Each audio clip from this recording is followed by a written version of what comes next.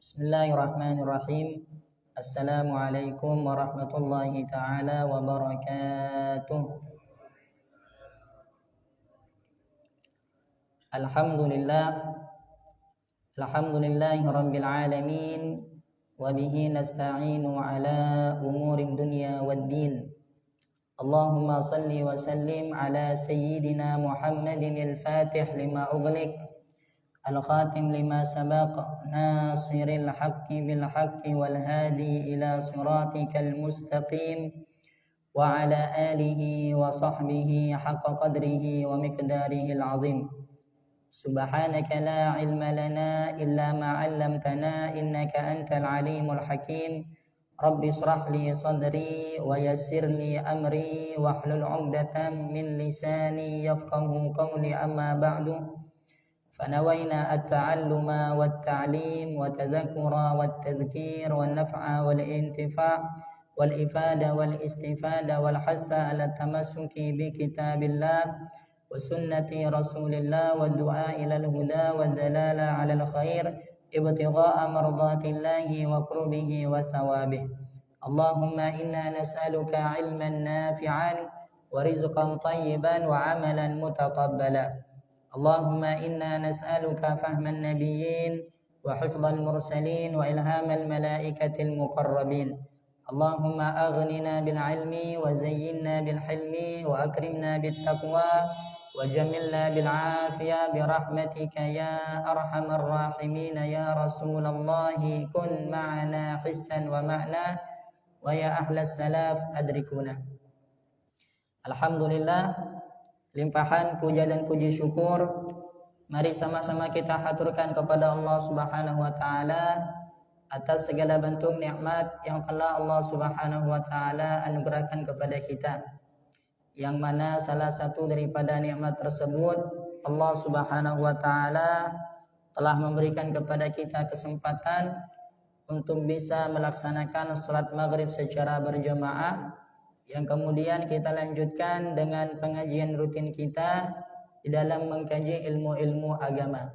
Kita memohon kepada Allah Subhanahu wa taala agar supaya Allah memberikan kepada kita kemudahan untuk bisa memahami ilmu agamanya, dan semoga kita dijadikan sebagai hamba yang selalu beristiqamah di dalam mengabdi kepada Allah, dan juga semoga semua amal ibadah yang kita lakukan diterima di sisi Allah Subhanahu wa taala. Amin ya rabbal alamin. Kedua kalinya salawat teriring salam marilah sama-sama kita haturkan kepada junjungan kita Nabi besar Muhammad sallallahu alaihi wasallam, yang mana beliau merupakan seorang rasul yang paling mulia, seorang rasul yang paling agung, seorang rasul yang paling dicintai oleh Allah. Semoga dengan berkah bersalawat dan bersalam kepada baginda Rasulullah sallallahu alaihi wasallam, Allah Subhanahu wa taala menjadikan kita sebagai hamba yang dimuliakan oleh Allah, diagungkan oleh Allah, dan dicintai oleh Allah Subhanahu wa taala. Dan juga kita memohon semoga dengan berkah hadirnya kita ke majelis ta'lim seperti ini, Allah Subhanahu wa taala memberikan ketenangan kepada hati kita, memberikan kelapangan kepada dada kita, memberikan kemurahan di dalam rezeki kita, memberikan kemudahan di dalam segala urusan kita. Yang sakit di antara kita semoga oleh Allah Subhanahu wa taala diberikan kesehatan, keafiatan. Yang telah wafat di antara keluarga-keluarga kita semoga-moga oleh Allah Subhanahu wa taala diberikan rahmat dan ampunan, dan juga semoga kelak kita semuanya beserta keluarga kita, saudara kita, teman-teman kita oleh Allah Subhanahu wa taala semuanya diwafatkan dalam keadaan husnul khatimah, diangkat derajatnya sehingga bisa berkumpul bersama baginda Rasulullah sallallahu alaihi wasallam di surga yang paling tertinggi. Amin ya rabbal alamin. Alhamdulillah, pada pertemuan sebelumnya kita telah selesai di dalam membahas fasal yang menerangkan tentang sifat muraqabah. Kita sudah selesai di dalam membahas fasal yang menjelaskan tentang sifat muraqabah. Maka kita memohon kepada Allah Subhanahu wa taala semoga dengan berkah mempelajari fasal muraqabah, Allah Subhanahu wa taala menjadikan kita sebagai hamba yang selalu merasa diawasi oleh Allah Subhanahu wa taala di setiap gerak-gerik kita. Semoga dengan berkah apa-apa yang telah kita pelajari, Allah Subhanahu wa taala menjadikan kita sebagai hamba yang selalu merasa bahwasanya Allah melihat kepada kita, Allah mengetahui isi hati kita, Allah mendengar apa yang kita katakan, merasa kita diawasi oleh Allah, sehingga kita semangat di dalam melakukan ketaatan kepada Allah dan kita semangat di dalam meninggalkan maksiatnya Allah Subhanahu wa taala. Nah, dan terakhir kemarin kita telah menceritakan kisahnya Sayyidina Umar radhiyallahu taala anhu dengan si penjual susu. Nah, Sayyidina Umar radhiyallahu anhu ketika beliau menjadi khalifah, Masya Allah, beliau ini setiap malam selalu beronde melihat keadaan masyarakatnya. Karena dia merasa bahwasanya ketika dia telah diangkat menjadi pemimpin, maka sekarang dia memiliki tanggung jawab yang besar di dalam memakmurkan keadaan masyarakatnya. Maka dari itu Sayyidina Umar radhiyallahu taala anhu, beliau ini semenjak menjadi khalifah, beliau malam tidak bisa tidur, siang pun juga tidak bisa tidur. Kalau malam dia gunakan untuk beribadah kepada Allah, kalau siang dia gunakan untuk mengatur urusan umat, sehingga beliau tidak bisa tidur siang malam selama beliau menjadi khalifah. Nah, jadi cerita yang udah kita kisahkan pada pertemuan sebelumnya bahwa Sayyidina Umar itu satu malam berkeliling di sekitar Madinah. Lalu ketika beliau merasa capek, akhirnya beliau istirahat. Ternyata di balik dinding tempat beliau bersandar ketika beristirahat itu ada percakapan antara ibu dan anak perempuannya.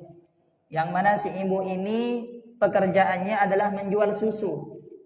Dan Sayyidina Umar telah membuat kebijakan. Kata Sayyidina Umar, kalau kalian menjual susu, maka jangan campur susu dengan air. Jangan kalian menipu pembeli dengan mencampur susu dengan air.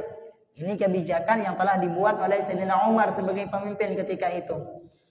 Lalu ketika Sayyidina Umar sedang bersandar di sebuah dinding, yang di baliknya itu ada perbincangan antara anak perempuan dan ibunya, yang mana ibunya itu meminta kepada anak perempuannya untuk mencampur susu dengan air. Kata ibunya, campur susu ini dengan air, besok mau kita jual supaya susu kita lebih banyak, dapat untung lebih banyak. Kata anaknya, lakin akan tetapi ibuku, Sayyidina Umar telah melarang kita untuk mencampur susu dengan air. Kata ibunya, sekarang Umar lagi tidur. Tidak melihat apa yang kita lakukan. Tidak apa-apa, campur aja susu dengan air. Lalu kata anak perempuannya, iya, Umar mungkin sekarang lagi tidur, tapi Tuhannya Umar, Allah Subhanahu wa taala, tidak tidur. Tuhannya Umar melihat apa yang mau kita lakukan ini. Dan saya tidak mau saya ini dianggap pengkhianat oleh Allah Subhanahu wa taala karena telah menipu orang yang akan membeli susu yang mau kita jual besok. Akhirnya ibunya terdiam, anaknya ngomong seperti itu. Padahal Sayyidina Umar mendengar percakapan yang terjadi di antara mereka. Sampai akhirnya besok paginya Sayyidina Umar mendatangi rumah itu dan akhirnya menikahkan putrinya tadi itu yang pada dirinya ada sifat muraqabah yang sangat besar kepada Allah Subhanahu wa taala, merasa Allah melihat kepada dia, merasa Allah selalu mengawasinya sehingga dia tidak mau melakukan kemaksiatan kepada Allah Subhanahu wa taala. Dinikahkan oleh Sayyidina Umar wanita yang salehah ini dengan putranya beliau, dengan putranya Sayyidina Umar radhiyallahu taala anhu. Na'am. Pelajaran yang bisa kita ambil daripada kisah yang telah diceritakan, bagaimana seorang itu harus memiliki sifat muraqabah kepada Allah Subhanahu wa taala agar supaya kita bisa selalu berhati-hati di dalam melakukan suatu perkara. Kalau udah sifat muraqabah ini tidak ada di dalam hati kita, maka udah lepas kendali, udah semua mau kita lakukan. Yang dilarang, tidak dilarang kita lakukan. Karena mengapa? Karena kita tidak merasa diawasi oleh Allah Subhanahu wa taala. Dulu di awal-awalnya kita udah katakan, kalau di ruangan itu ada CCTV, pasti orang akan lebih menjaga gerak-geriknya ketika berada di ruangan yang di dalamnya dipasang CCTV. Karena mengapa? Karena mereka merasa diawasi. Tapi kalau di ruangan itu tidak dipasang CCTV, besaltolah dia di situ. Tidak masalah. Karena mengapa? Karena dia merasa tidak ada yang mengawasi. Karena dia merasa tidak ada yang mengawasi. Begitu juga kita. Di alam semesta ini. Di dunia ini harus merasa bahwasanya kita ini diawasi oleh Allah. Kalau kita merasa diawasi oleh Allah Subhanahu wa taala, maka gerak-gerik kita akan apa? Akan teratur. Tidak sembarang bergerak kita, tidak sembarang melakukan perkara. Karena kita tahu apa yang kita lakukan ini dipantau dan dilihat oleh Allah Subhanahu wa taala. Nah, dan insya Allah pada malam ini kita akan melanjutkan kepada pasal setelahnya. Setelah pasal muraqabah, kita akan mengkaji pasal yang menjelaskan tentang pentingnya bagi kita untuk membersihkan hati kita. Penting bagi kita untuk membersihkan hati kita. Karena memang tema pengajian kita di setiap malam Selasa ini adalah tentang ilmu tasawuf. Yang mana ilmu tasawuf itu adalah upaya kita di dalam membersihkan hati kita. Ini yang dikatakan ilmu tasawuf. Ilmu tasawuf adalah ilmu yang membahas tentang bagaimana cara membersihkan hati dari sifat-sifat yang tercela dan menghiasi hati dengan sifat-sifat yang terpuji. Ini merupakan ilmu tasawuf. Makanya di sini kita akan mempelajari pasal yang menjelaskan tentang pentingnya bagi kita untuk membersihkan hati kita. Nah, kata Al-Habib Abdullah bin Alwi Al-Haddad di dalam kitab beliau Risalah Al-Mu'awanah, kata beliau, wahai saudaraku, wajib atas dirimu untuk memperindah dan memperbaiki keadaan hatimu. Keadaan hati kita ini wajib bagi kita untuk memperindah, memperbagus dan memperbaikinya. Nah, perbaiki keadaan hatimu sehingga hatimu itu lebih indah daripada penampilanmu. Kita ini ada zahir, ada batin. Zahirnya kita ini sekarang nih baju sorban yang kita bawa, sarung yang kita pakai, sandal yang kita pakai, songkok yang kita pakai, itu penampilan zahir. Itu zahirnya kita. Selain zahir ini juga ada batin, yaitu sesuatu yang ada di dalam diri kita. Hati kita, keadaan hati kita ini adalah batinnya kita. Kata beliau, perbaiki keadaan hatimu, perbagus keadaan hatimu, jadikan hatimu ini lebih indah daripada penampilanmu. Karena mengapa? Kata beliau, karena batinmu ini adalah tempat Allah Subhanahu wa taala menilai kedudukan hambanya. Allah Subhanahu wa taala menilai baik buruk hambanya itu yang dilihat, yang dijadikan patokan oleh Allah Subhanahu wa taala adalah keadaan batin kita. Adalah keadaan hati kita. Sedangkan zahirnya ini tempat penilaian manusia. Kalau yang dilihat oleh makhluk, yang dinilai oleh manusia dari kita ini adalah penampilan kita. Kita pakai baju Masya Allah akan dinilai bagus. Mereka tidak bisa melihat keadaan hati kita. Karena keadaan hati kita ini sesuatu yang gaib, yang tidak bisa dilihat kecuali hanya Allah Subhanahu wa taala. Sedangkan yang dilihat oleh Allah Subhanahu wa taala itu bukan penampilan zahir kita. Penampilan zahir kita ini tidak dinilai oleh Allah. Yang Allah nilai itu adalah keadaan hati kita. Hatinya bagus, maka orang itu bagus. Hatinya buruk, maka orang itu buruk di hadapan Allah. Ya kan? Kalau di pandangan manusia enggak. Di pandangan manusia yang dilihat adalah zahirnya. Dilihat penampilannya bagus, tingkah lakunya bagus, udah orang ini dianggap bagus.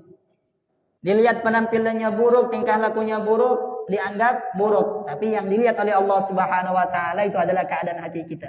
Kata Rasulullah sallallahu alaihi wasallam, "Innallaha la yanzuru ila ajsamikum wala ila suwarikum, walakin yanzuru ila qulubikum." Allah Subhanahu wa taala hendak melihat kepada jasadnya kalian, hendak melihat kepada postur tubuh kalian.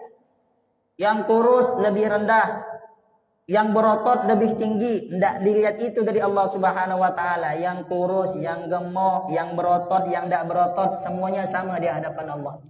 Tidak melihat postur tubuh kalian, Allah kata Rasulullah.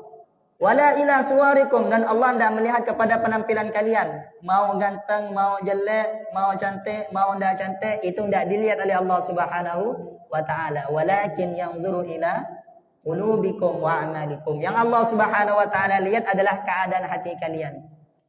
Ini tempat penilaian Allah Subhanahu wa taala adalah hati kita. Cara Allah menilai hambanya dilihat dari keadaan hatinya. Berbeda dengan manusia. Kalau manusia itu melihat orang dari segi penampilannya, melihat orang dari segi zahirnya. Karena mereka tidak tahu apa yang ada di dalam hati seseorang. Jadi yang dilihat adalah penampilan zahirnya. Nah, kalau kita udah tahu bahwasanya tempat penilaian Allah itu adalah batin kita, tempat penilaian manusia adalah zahirnya kita, sekarang udah kita kembalikan kepada pribadi kita masing-masing. Ya kan? Kita ini mau dinilai bagus oleh siapa? Kalau kita kepengen dinilai bagus oleh Allah, perbaiki keadaan hatimu. Bersihkan hatimu dari sifat-sifat yang tercela. Jangan sampai ada iri. Jangan sampai ada sombong, jangan sampai ada ujub, jangan sampai ada riya. Jangan sampai ada penyakit-penyakit hati. Kalau kita kepengen dinilai bagus oleh manusia, hanya kepengen dinilai bagus oleh manusia, maka perindah penampilan kalian. Bajunya bagusin, celananya bagusin, ya kan? Penampilannya bagusin, wajahnya bagusin. Kalau memang kita kepengen dianggap bagus oleh manusia, kembali kepada pribadi kita masing-masing. Maunya kita dianggap bagus oleh siapa? Dianggap bagus oleh Allah, perbaiki batin kalian. Kepengen dianggap bagus oleh manusia, perbaiki zahir kalian. Kalau kepengen dianggap bagus oleh Allah dan manusia, perbaiki zahir dan batin kalian. Naam. Tapi perlu ingat nih, bagi orang yang apa? Yang ingin dianggap baik oleh manusia, tidak masalah. Allah Subhanahu wa taala tidak menilai saya bagus, tidak bagus. Yang penting saya di hadapan manusia bagus. Yang dipikirkan penampilan zahirnya. Orang sih tidak bakal ngomong seperti itu, tidak bakal ngomong, tidak masalah. Anak ini dinilai bagus, tidak bagus oleh Allah, tidak masalah. Yang penting penampilan zahirku di hadapan manusia bagus. Secara lisan orang tidak ngomong seperti itu. Tapi keadaannya seakan-akan dia ngomong seperti itu. Dia Masya Allah dari segi penampilannya dibaguskan. Tapi dia tidak peduli. Hatinya ada sifat iri, tidak peduli. Hatinya ada sifat dengki, tidak peduli. Hatinya ada sifat sombong, tidak peduli. Hatinya ada kecintaan kepada dunia, tidak peduli. Hatinya kepengen melakukan kemaksiatan, tidak peduli. Kalau udah kayak gitu, berarti secara tidak langsung dia katakan tidak masalah. Anak ini dinilai buruk oleh Allah Subhanahu wa taala. Yang penting penampilan zahirku ini bagus, dinilai oleh manusia bagus. Yang dia pikirkan gimana supaya pakaiannya bagus, supaya kendaraannya bagus, supaya sandalnya bagus, supaya rumahnya bagus. Yang dipikirkan itu. Karena yang dinilai oleh manusia itu, manusia ini nilai kita dari segi zahirnya itu tadi. Lalu dia membiarkan keadaan hatinya hancur lebur. Orang yang seperti itu seakan-akan dia mengatakan tidak masalah, saya ini dianggap buruk oleh Allah, yang penting di hadapan manusia dianggap bagus. Nah, tapi kalau kita merupakan orang yang seperti itu, maka perlu kita fahami.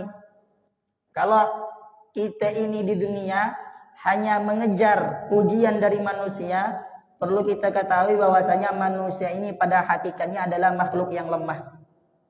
Apa yang kita harapkan dari manusia? Untuk apa kita minta pujian dari manusia? Manusia ini makhluk yang lemah. Kata Allah Subhanahu wa taala, "Wa khuliqal insanu dha'ifa." Kami ciptakan manusia ini dengan keadaan lemah, tidak punya apa-apa manusia. Semua manusia awalnya adalah setetes air mani yang hina. Lalu setelah jadi manusia, ketika kita ingin mendapatkan pujian dari mereka, kita ingin mendapatkan kedudukan di hadapan mereka, kita ingin mendapatkan keagungan di hadapan mereka, lalu kita lupakan kedudukan kita di hadapan Allah Subhanahu wa taala demi mengejar pujian, keagungan, kemuliaan di hadapan manusia. Ya kan? Kalau memang seperti itu perlu kita pahami, manusia adalah makhluk yang lemah, tidak ada gunanya. Manusia ini pada hakikatnya tidak bisa memberikan manfaat dan mudarat kepada dirinya sendiri kalau bukan karena izin Allah. Kalau bukan karena izin Allah, untuk dirinya sendiri tidak bisa ngasih manfaat, tidak bisa ngasih mudarat, apalagi untuk orang lain. Untuk dirinya sendiri tidak bisa dia memberikan keberuntungan atau memberikan kerugian. Lalu bagaimana bisa memberikan keberuntungan dan kerugian kepada orang lain? Itu kalau bukan karena izin Allah.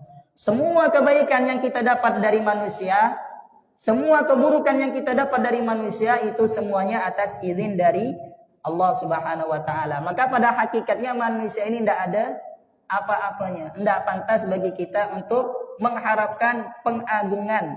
Tidak pantas bagi kita untuk mengharapkan kemuliaan dari sisi manusia. Maka ini perlu kita perhatikan. Perlu kita perhatikan nih, bahwasanya manusia tidak bisa memberikan manfaat dan manusia juga tidak bisa memberikan mudarat. Karena apa? Karena kata ulama seperti ini. Al-insan abidu man ahsana ilaihi. Manusia adalah hamba bagi orang yang berbuat baik kepada dirinya. Manusia ini adalah hamba, budak bagi orang yang berbuat baik kepada dirinya. Dalam artian, ketika kita ini sudah mendapatkan kebaikan dari orang lain, mendapatkan banyak bantuan dan pertolongan dari orang lain, ya kan? Mungkin dulu kita hidupnya melarat, mungkin dulu kita hidupnya susah, hanya sendirian, tidak ada orang yang mau bantu kita. Kita terlantar, tiba-tiba datang orang bantu kita, ngasih kita tempat, ngasih kita pakaian, ngasih kita makanan, ya kan? Yang lainnya tidak peduli, orang ini peduli kepada kita. Kita hampir meninggal karena tidak punya siapa-siapa, orang ini bantu kita, sehingga kita bisa hidup kembali. Dalam artian bisa semangat di dalam menjalankan kehidupan, ya kan? Sampai akhirnya gara-gara orang ini yang dulunya kita melarat, sekarang kita punya usaha, sekarang kita agak sukses, sampai kita betul-betul sukses. Setelah itu kita merasa bahwasanya kita ini punya hutang budi kepada orang yang telah berbuat baik kepada kita. Merasa punya hutang budi kepada dia. Dan terkadang kita juga hidup mati kita terkadang kita korbankan untuk orang yang telah melakukan perbuatan baik kepada kita. Maka ini merupakan sesuatu yang bagus. Tapi perlu kita pahami bahwasanya hakikat kebaikan, pertolongan yang kita dapatkan itu adalah dari Allah Subhanahu wa Ta'ala. Sedangkan orang yang datang kepada kita, memberikan pertolongan kepada kita, dia itu adalah wasilah.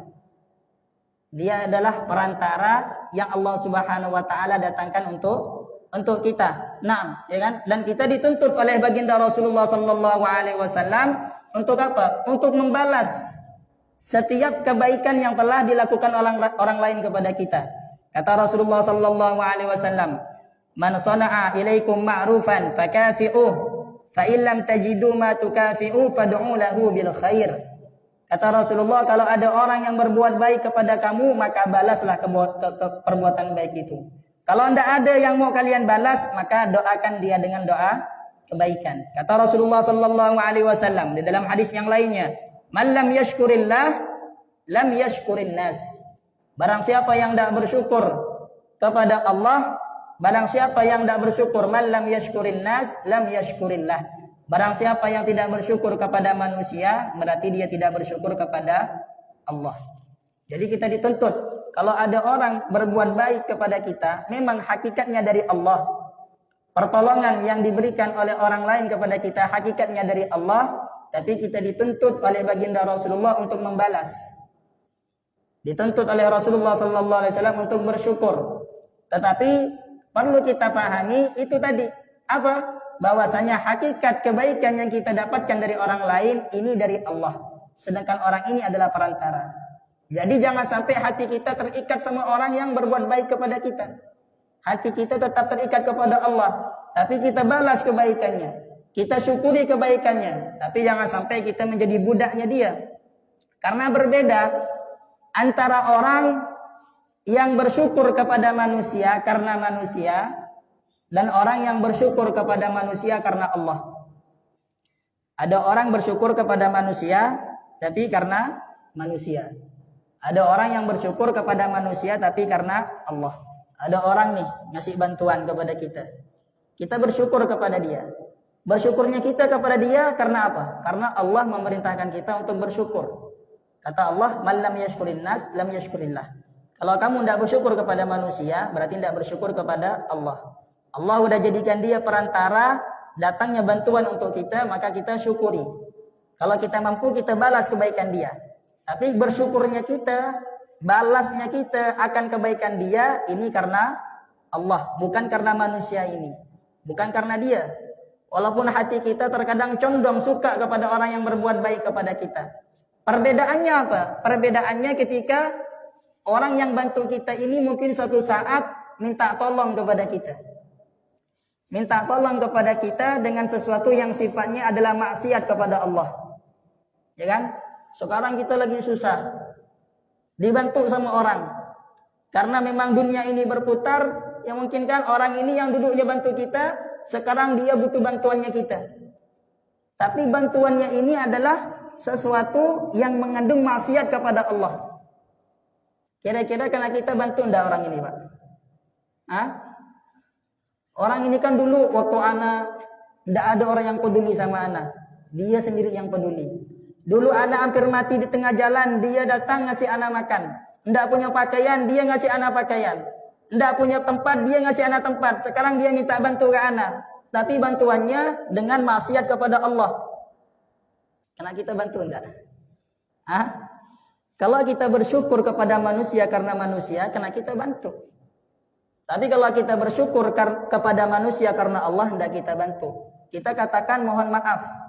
Dulu memang antum pernah ngasih ana bantuan. Tapi kalau antum minta bantu kepada ana dengan sesuatu yang sifatnya maksiat kepada Allah, ana tidak bisa. Karena yang saya pahami bahwasanya hakikat bantuan yang telah antum berikan kepada saya itu hakikatnya dari Allah. Antum hanya perantara. Antum hanya perantara. Kalau antum minta bantuan yang lainnya selain sesuatu yang sifatnya maksiat kepada Allah, ana akan bantu kapanpun 24 jam. Tapi kalau untuk bermaksiat kepada Allah, al-afu, tidak bisa. Tidak bisa. Ada orang, kita misalnya dapat hadiah. Dari siapa? Dari siapa? Dari Pak Kiai lah misalnya. Dapat hadiah dari Pak Kiai. Cuman kata Pak Kiai ini, ada sesuatu yang tidak disukai oleh Pak Kiai. Ya kan? Misalnya Pak Kiai, santri ini dapat hadiah dari Kiai. Cuman kata Kiai itu tidak suka santri yang main HP. Ataupun Kiai tidak suka santri yang keluar dari pesantren. Santri ini dapat hadiah dari Kiai melalui perantara. Ya kan? Dari abang kelasnya. Ya kan? Ngomong sama santri yang lain. Ini hadiah kasihkan sama si fulan. Masya Allah santrinya bagus. Dikasih hadiah. Dari siapa hadiahnya? Dari Kiai. Lalu kata si fulan, ini hadiah dari Kiai. Tapi nanti ana minta tolong. Apa? Belikan ana rokok. Di mana? Di luar. Perlu izin, tidak perlu izin, keluar aja. Dengan tanpa izin. Gimana itu? Dilakukan tidak? Mau tidak keluar? Paham tidak semua contoh ini, Pak? Hah? Ya kan? Yang hakikat yang memberikan hadiah ini siapa? Kiai. Sedangkan tadi dia hanya perantara. Lalu orang yang memberikan perantara ini nyuruh kita untuk melakukan perkara yang membuat Kiai marah. Yang membuat Kiai marah karena Kiai tidak suka santri yang beli rokok misalnya. Kiai tidak suka santri yang keluar dari pondok dengan tanpa izin. Kalau dia keluar, maka kerugian yang sangat besar. Mungkin orang yang ngasih akan kecewa. Ente udah ana antarkan hadiah dari Kiai, ana minta tolong belikan rokok di luar dengan tanpa izin, ente tidak mau. Ana kecewa yang ngasih hadiah. Ini perantara tapi hakikatnya adalah Kiai. Kalau kita lakukan berarti kita yang bodoh. Terserah perantara ini mau marah, tidak mau marah terserah dia. Yang penting Kiai ridho sama ana. Karena hadiah ini bukan dari antum. Hadiah ini asalnya dari Kiai. Sama juga dengan apa kita yang ada di dunia ini. Yang kita dapatkan dari manusia, ini hakikatnya dari Allah Subhanahu wa Ta'ala. Maka jangan sampai kita ini diperbudak oleh kebaikan manusia.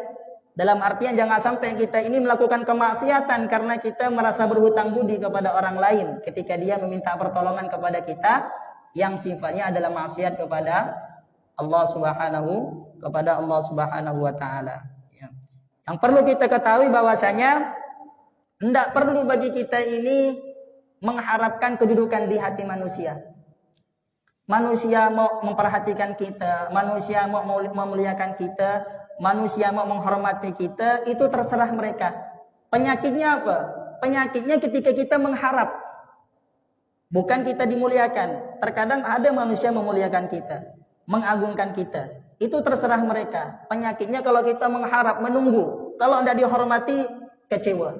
Kalau tidak diagungkan, kecewa. Itu yang masalah. Masalah orang mau menghormati, bismillah. Tidak menghormati, tidak masalah. Yang penting bagaimana keadaan kita dengan Allah Subhanahu wa taala. Maka dari itu, kalau seandainya kita ingin mendapatkan kedudukan di hadapan Allah, kuncinya apa? Perbaiki hati kita.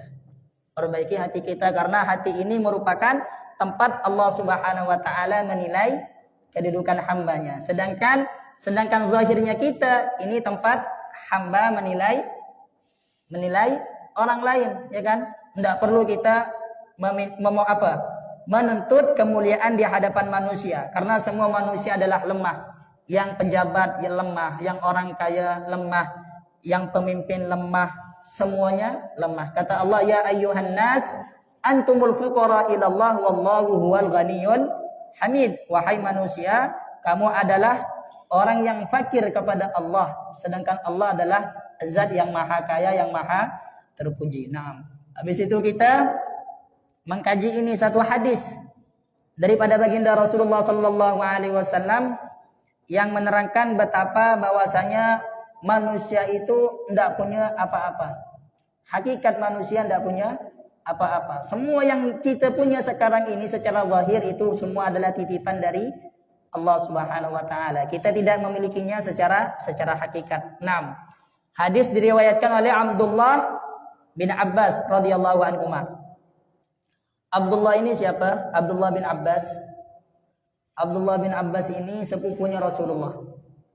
Sepupunya Rasulullah. Karena Abbas itu adalah pamannya Rasulullah. Abbas ini pamannya Rasulullah, berarti Abdullah bin Abbas adalah sepupunya Rasulullah. Kata Abdullah bin Abbas, saya ini pernah berada di belakangnya Nabi. Berada di belakangnya Nabi. Ketika itu dia masih kecil. Umurnya masih kecil di bawah 10 tahun. Tapi walaupun seperti itu, Rasulullah sallallahu alaihi wasallam mengajarkan ilmu kepadanya. Makanya kita ini tidak boleh meremehkan anak kecil, mentang-mentang anak kecil karena kita dipandang remeh. Enggak, mereka adalah penerus umat Nabi Muhammad sallallahu alaihi wasallam. Sekarang dia masih kecil, tidak tahu 5 tahun ke depan, tidak tahu 10 tahun ke depan. Harus apa? Harus kita ini berakhlak walaupun hanya kepada anak kecil. Rasulullah sallallahu alaihi wasallam ketemu anak kecil lagi berkumpul, Rasulullah bilang assalamualaikum. Padahal anak kecil. Kalau kita kan, anak kecil ini. Kalau kata orang muda cerek-kerek, ya kan? Tidak boleh seperti itu. Tetap harus berakhlak walaupun dengan anak kecil. Nah, jadi Abdullah bin Abbas ini ketika itu berada di belakangnya Rasulullah sallallahu alaihi wasallam, yang mana ketika itu beliau masih kecil. Lalu kata Rasulullah sallallahu alaihi wasallam, "Ya ghulam, inni uallimuka kalimat." Wahai anak kecil, kata Rasulullah, saya ini akan mengajarkan kepadamu beberapa kalimat, yakni beberapa ilmu. Yang pertama, ihfazillaha yahfazuka. Kata Rasulullah, jagalah Allah, maka Allah akan menjagamu. Apa maksudnya jagalah Allah? Yakni Allah perlu penjagaan. Enggak, maksudnya jagalah perintah Allah untuk dilakukan, jagalah larangan Allah untuk ditinggalkan, maka Allah akan menjagamu. Ihfazillaha tajidhu tujahaka. Jagalah Allah, yakni jaga perintah Allah untuk dilakukan, jaga larangan Allah untuk ditinggalkan, maka kamu akan melihat Allah selalu berada untuk dirimu. Kata Rasulullah. Wa idza sa'alta fas'alillah. Kalau kamu ingin meminta, maka mintalah kepada Allah. Wa idasta'anta fasta'in billah. Kalau kamu ingin meminta pertolongan, mintalah kepada Allah. Kata Rasulullah kepada si gulam ini, anak kecil. Kata Rasulullah, wa'lam, dan ketahuilah. Ini ilmu yang sangat besar nih, yang diberikan oleh Rasulullah sallallahu alaihi wasallam kepada anak kecil supaya dia bertawakal kepada Allah. Wa'lam, ketahuilah, annal ummah, sesungguhnya umat, semuanya ini umat dari timur sampai barat. Lawi jitama'at, kalau semuanya itu berkumpul, ala ayyamfa'uka bi syai'in, untuk memberikan kepadamu satu manfaat, ingin memberikan pertolongan, ingin mendekatkan satu barang, ingin membantumu suatu perkara, semuanya berkumpul. Lam yanfa'uka illa bi syai'in qad katabahu Allahu lak. Maka sesungguhnya mereka ini tidak mungkin mampu untuk memberikan manfaat kepadamu kecuali dengan manfaat yang telah Allah takdirkan kepada dirimu. Walaupun semuanya berkumpul untuk memberikan kita satu keberuntungan, tidak mungkin mampu kecuali memang keberuntungan yang telah Allah takdirkan untuk kita. Terus wa ini jitama'u ala yadurruka bi syai'in lam yadurruka illa bi syai'in qad katabahu Allahu 'alaik. Dan mereka ini semuanya, semua umat dari timur ke barat, kalau berkumpul ingin memberikan kebahayaan kepada kalian, kepadamu, kata Rasulullah, ingin memberikan kebahayaan, ingin menyakiti kita, ingin mengganggu kita, tidak mungkin semuanya ini mampu. Walaupun mereka berkumpul dengan semua kekuatannya, tidak mungkin mampu kecuali dengan gangguan yang telah Allah Subhanahu wa taala takdirkan untuk dirimu. Ya kan? Rufi'atil aqlam wa jaffatis suhuf. Kata Rasulullah sallallahu alaihi wasallam, semuanya telah Allah Subhanahu wa taala takdirkan. Dalam artian ya banyak sekali pelajaran yang bisa kita ambil dari hadis ini. Cuman inti yang perlu kita fahami bahwasanya manusia ini tidak bisa memberikan kepada kita mudarat dan tidak bisa memberikan kepada kita manfaat. Manusia tidak bisa memberikan kepada kita keuntungan dan manusia tidak bisa memberikan kepada kita kerugian. Jadi tidak perlu bagi kita mengharap agar supaya kita dimuliakan oleh manusia. Yang memberikan kepada kita keberuntungan adalah Allah. Yang bisa memberikan kita kerugian adalah Allah. Yang bisa memberikan kita manfaat adalah Allah. Yang bisa memberikan kita mudarat adalah Allah. Maka perlu bagi kita untuk mendekat kepada Allah. Perlu bagi kita gimana supaya kita ini bisa dianggap mulia di hadapan Allah, dianggap agung di hadapan Allah. Mengharapkan kemuliaan di sisi Allah perlu kita tuntut. Mengharapkan keagungan di sisi Allah perlu kita tuntut dan perlu kita berusaha untuk memperolehnya. Tapi mengharapkan kemuliaan di hadapan manusia ini tidak perlu kita tuntut. Tidak perlu kita tuntut. Masalah mereka mau memuliakan itu terserah. Yang penting bagaimana supaya kita bersihkan hati kita dari mengharapkan agar supaya manusia memuliakan kita. Tidak mau kita seperti itu. Masalah mereka mau memuliakan terserah mereka. Maka kita memohon kepada Allah, semoga Allah Subhanahu wa taala membersihkan hati kita dari segala sifat-sifat yang tercela. Dan semoga Allah Subhanahu wa taala menghiasi hati kita dengan sifat-sifat yang terpuji sehingga kita bisa betul-betul menjadi ahli tasawuf yang hakiki. Amin ya rabbal alamin. Wallahu a'lam bishawab. Kalau ada pertanyaan silakan.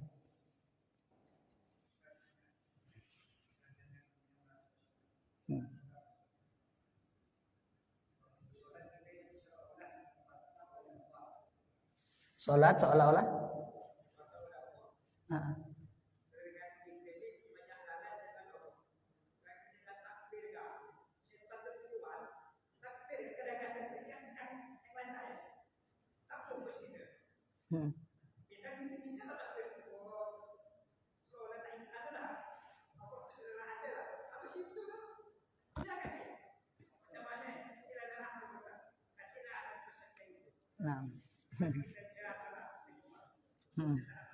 supaya kita bisa khusyuk lah ya. Kalau untuk di dalam sholat ini kekhusyuan bisa kita mulai dari berwudu. Dari berwudu. Jadi kita perbagus wudu kita karena wudu ini merupakan kuncinya sholat. Kalau wudunya kita udah bagus, maka insya Allah nanti akan membuat sholatnya kita bagus. Kalau wudunya udah benar, sunnahnya diamalkan, adabnya dilakukan, doa-doa yang diajarkan kita baca, insya Allah nanti akan mendorong kita untuk mudah fokus dan khusyuk ketika melakukan salat. Itu yang pertama. Yang kedua, dengan memahami maknanya. Dengan memahami makna apa yang kita baca sekarang ketika kita salat. Karena yang dikatakan khusyuk itu apa? Kata ulama, yang dikatakan khusyuk itu kita sadar apa yang kita ucapkan, kita sadar apa yang kita lakukan. Kalau orang udah sadar apa yang ia katakan, yang dia baca, dan sadar apa yang dia lakukan, berarti dia khusyuk. Karena terkadang ada orang baca Al-Fatihah, dia tidak sadar kalau baca Al-Fatihah. Lisannya ngomong Al-Fatihah, tapi pikirannya kemana? Tidak sadar kalau dia baca Al-Fatihah. Dia lagi sujud, tapi pikirannya ke bisnisnya pula. Berarti orang yang seperti itu kurang khusyuk. Jadi yang dikatakan khusyuk itu adalah orang yang mengetahui, sadar apa yang ia baca, dan sadar apa yang ia lakukan. Orang itu bisa sadar dengan apa yang ia baca, supaya bisa membantu dia sadar dengan apa yang dia baca, kalau dia faham apa yang dia baca. Allahu Akbar. Apa arti Allahu Akbar? Allah Maha Besar. Ketika baca Bismillahirrahmanirrahim dengan menyebut nama Allah yang Maha Pengasih lagi Maha Penyayang. Alhamdulillahirabbil alamin. Segala puji bagi Allah Tuhan semesta alam. Subhana rabbiyal azimi wa bihamdi. Maha suci Allah yang Maha Agung. Maha suci Allah yang Maha Agung. Subhana rabbiyal a'la wa bihamdi. Maha suci Allah yang Maha Tinggi. Kalau itu kita pahami dan kita hayati maknanya, maka insya Allah akan membantu kita untuk bisa khusyuk di dalam salat. Tadi dimulai dari wudhunya, dan juga kita harus berusaha agar supaya kita bisa memahami apa yang kita baca. Kata Habib Umar, khusyuk ini kata beliau, awaluhu takalluf wa akhiruhu ta'alluf. Pertamanya perlu dipaksakan, tapi nanti baru jadi kebiasaan. Jadi memang perlu pertamanya harus dipaksakan dulu. Kalau udah kita paksakan pertama mungkin tidak khusyuk, keduanya tidak khusyuk. Tapi kita paksakan lama-lamanya akan menjadi mudah, gitu kan? Itu yang pertama. Yang juga salah satu yang bisa membantu kita untuk khusyuk adalah ketika sholat, kalau bisa kita jangan sibuk sama orang lain. Jangan sibuk dengan orang lain. Ada sebagian ulama itu katanya, kalau ana udah mau berangkat sholat, tolong jangan ngomong sama ana, karena ana mau fokus kepada Allah. Imam Ali Zainal Abidin, anaknya Sayyidina Husain, anaknya Sayyidah Fatimah, cucunya Rasulullah sallallahu alaihi wasallam. Imam Ali Zainal Abidin itu kalau beliau mau sholat, mukanya kuning, agak kemerah-merahan. Ditanya, kenapa kok seperti itu wahai imam? Kata beliau, tidak tahu di depan siapa saya akan berdiri. Makanya saya seperti ini sekarang keadaannya. Nah, wallahu a'lam. Fatihan Allah Subhanahu wa taala yufaqihna fid din wa yu'allimna ta'wil wa yahdina ila sawa'is sabil. Ala hadhihi niyya wa ala kulli niyatin salihah wa ala man wa salafuna salih wa ala man waqabu zaman wa ala man wa syekhuna Nabi Umar wa ma'alim Allah Subhanahu wa taala min niyatin salihah al-musila ila ridwanillah wal murafaqa bi Rasulillah sallallahu alaihi wasallam zahiran wa batinan fi khairin wa lutfin wa afiyah wa ila hadratin Nabi Muhammad sallallahu alaihi wasallam al-Fatihah. A'udzu billahi minasyaitonir rajim. Bismillahirrahmanirrahim. Alhamdulillahirabbil alamin arrahmanir rahim maliki yaumiddin iyyaka na'budu wa iyyaka nasta'in ihdinas siratal mustaqim siratal ladzina an'amta 'alaihim. Dulu kita sebelum bulan Ramadan, malam Selasa ini kan majelis Ratibul Haddad, ya kan? Majelis Ratibul Haddad baru ada kajiannya. Cuman karena dulu kalau ada Ratibul Haddad sama kajian ini, kayaknya waktunya tidak cukup. Kajian dapat berapa menit, berapa pembahasan udah selesai. Makanya karena kita habis maghrib ini langsung ngisi pengajian. Tapi majelis Ratibul Haddad itu tidak kita buang. Kita adakan majelis Ratibul Haddad dari rumah ke rumah, dan alhamdulillah malam ini mau kita adakan di masjid. Maka dimohon kehadirannya kepada para jemaah habis salat Isya, nanti ada majelis Ratibul Haddad insyaallah. Subhanakallahumma wa bihamdika asyhadu an la ilaha illa anta astaghfiruka wa atubu ilaik. Wassalamualaikum warahmatullahi taala wabarakatuh.